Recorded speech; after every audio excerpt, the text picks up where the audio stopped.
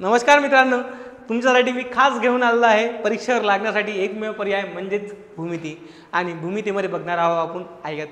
आणि मित्रांनो लक्षात असू द्या, जे चॅनलला नवीन असतील त्या भामट्यांनी सर्वात आधी चॅनलला सबस्क्राईब, लाईक आणि शेअर करा. भामटे हो, तुम्ही म्हणसान हा मास्तर भलकेच बोलते, काहीच घेणं नाही. भामटे हो, चॅनलला लाईक करा, शेअर करा आणि सबस्क्राईब करा.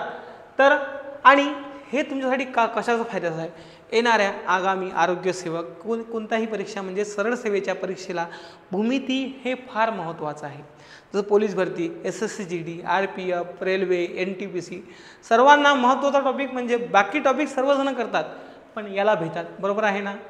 मग याला भीती कशाचीच नको, सर्व टॉपिक आपल्याला करायचे आहेत आणि सोडवायचे आहेत. तर मित्रांनो चला आयतकडे जाऊया. तर आयतचं बेसिक माहिती असणं फार महत्त्वाचं आहे. तर बेसिक माहितीमध्ये सर्वात आधी प्रत्येक बाजू नाही कोन, प्रत्येक कोन 90 अंशाचा असतो. प्रत्येक कोन किती अंशाचा असतो? 90 अंश. सर्व कोनांची बेरीज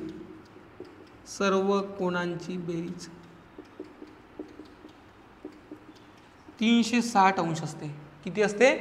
360 अंश असते. आणि तिसरा प्रश्न, समोरासमोरील बाजू काय असतात? सारख्या असतात. म्हणजेच समोरासमोरील बाजू समान असतात. म्हणजे यांची आक लढते. म्हणजेच समोरासमोरील बाजू कशा असतात? सारख्या असतात. तर सांगायचं तात्पर्य हे, ही लांबी तर वरची पण लांबी, ही रुंदी तर ही पण काय? रुंदी. आणि लक्षात असू द्या परत, ही बी, ही बी आणि ही यल तर ही पण यल, बरोबर आहे. आणखी तुमच्या आकड्यांच्या भाषेत ही x तर ही पण x, ही y तर ही पण y. फक्त गणितामध्ये बदल होत राहतो आणि तोच बदल तुम्हाला म्हणजे मी तुम्हाला काय म्हटलं, सर्व कोणांची बेरीज किती अंश असते? 360 अंश. का बरं म्हटलं? कारण की तुम्हाला लक्षात असू द्या की प्रश्न विचारला जाते आणि प्रश्न विचारणं गरजेचं आहे.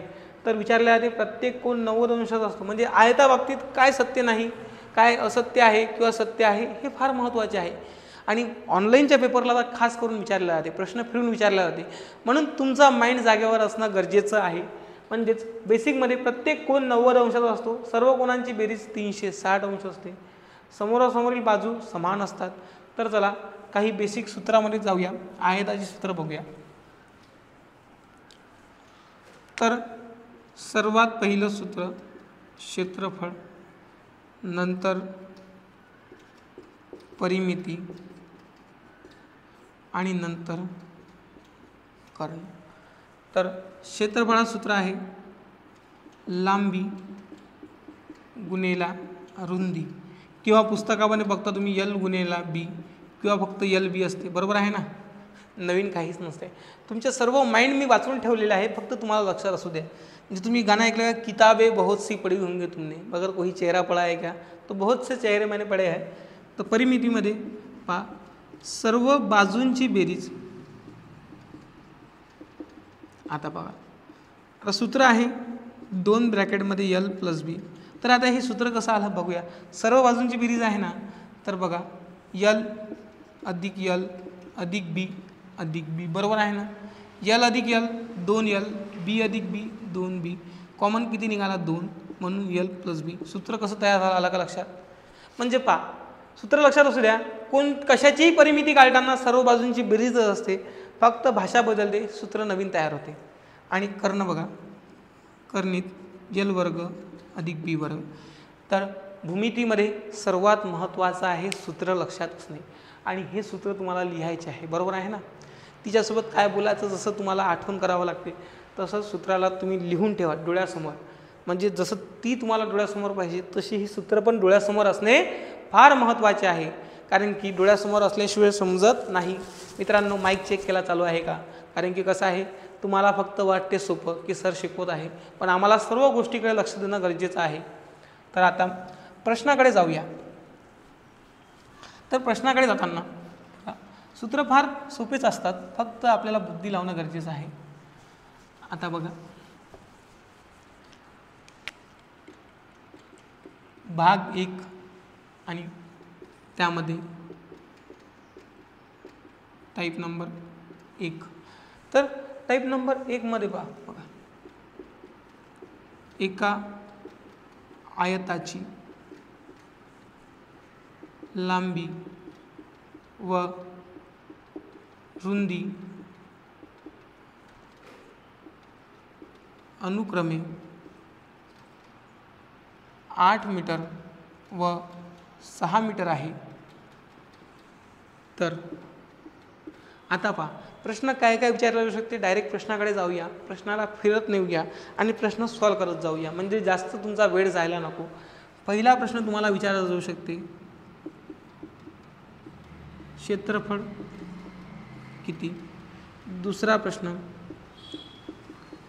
परिमिती किती. आणि तिसरा प्रश्न, कर्ण किती. बरोबर आहे ना. तर तिन्ही प्रश्न सॉल्व करताना तर आपल्याला सूत्र असणे फार महत्त्वाचे लक्षात. तर प्रश्न क्रमांक 1, प्रश्न क्रमांक 2 आणि प्रश्न क्रमांक 3. मित्रांनो, सूत्र पाठ नाही तर हा प्रश्न येणार नाही. तर बघा, क्षेत्रफळाचं सूत्र काय, लांबी गुणेला रुंदी बरोबर काय आहे, क्षेत्रफळ. बरोबर आहे ना. मग आपली लांबी किती आहे 8 आणि रुंदी किती आहे 6, म्हणजेच 8 गुणिले 6 किती आले 48 मीटरचा वर्ग.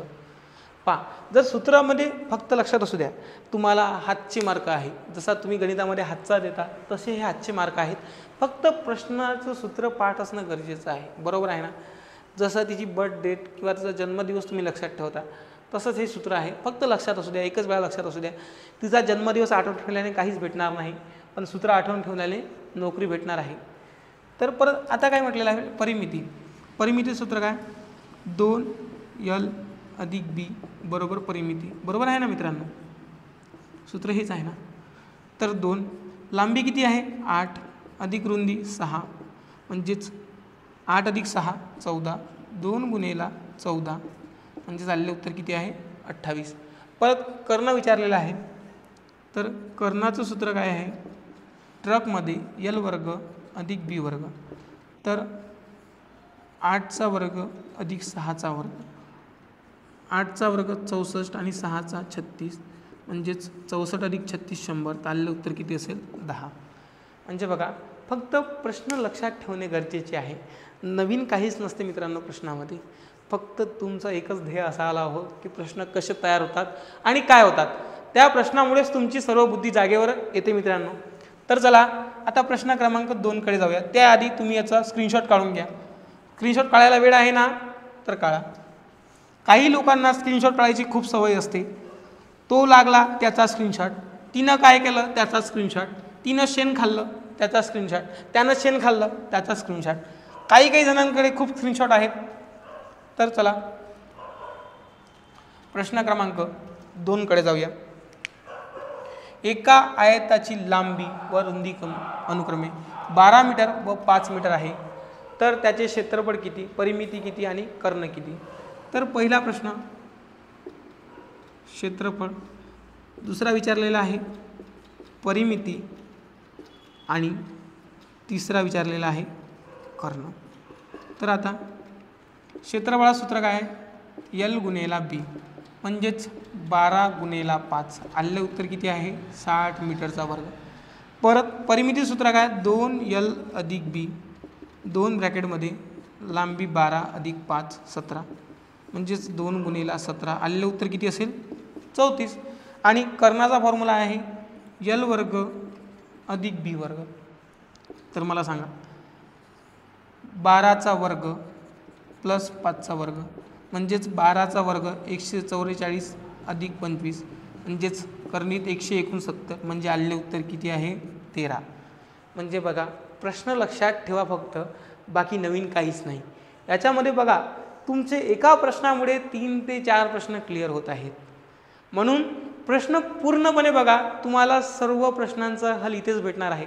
परत आता मी म्हणतो तुम्हाला, जो जीवनामधला ब्रेक असते आता तो ब्रेक म्हणजे काय, तो ब्रेक फार महत्त्वाचा आहे आणि याच्यामध्ये पण तो ब्रेक येतोच आणि यायला हवाच. म्हणजे पहा फक्त तुम्हाला अडचण कुठे जाणार आहे, खूप साऱ्या प्रश्नांमध्ये नाही, फक्त थोड्या प्रश्नांमध्ये.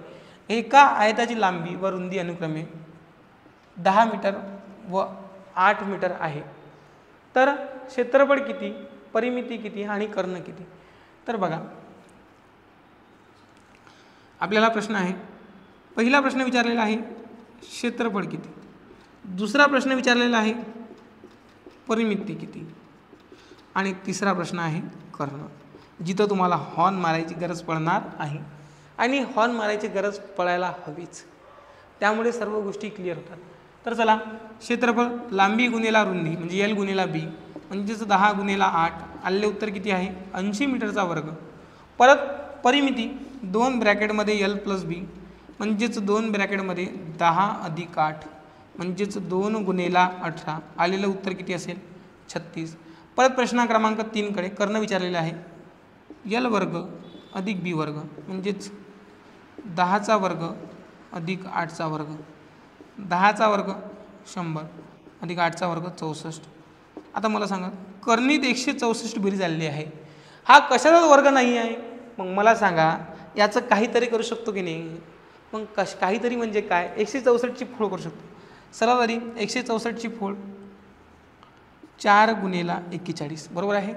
4चे बैर काय निघतील 2 आणि म्हणजेच 2 कर्णीत 41 उत्तर आलेलं आहे. फक्त पहा, म्हणजे फक्त तुम्ही काय करता, तुमचं जर वर्गमूळ निघालं नाही बाहेर तर तुमचं मूळ पूर्ण ऑफ होऊन जाते. म्हणजे वर्गमुळावर तुमचं मूळ ऑफ डिपेंड आहे असं होऊ शकते का, नाही. म्हणजेच वर्गमुळावर तुमचं मूळ डिपेंड नका करू. जर वर्गमूळ निघत नसेल तर काहीतरी मार्ग असेलच ना, तोच मार्ग आपल्याला बघायचा आहे. तर मित्रांनो आता तुम्हाला याच्यासाठी होमवर्क देतोय आम्ही.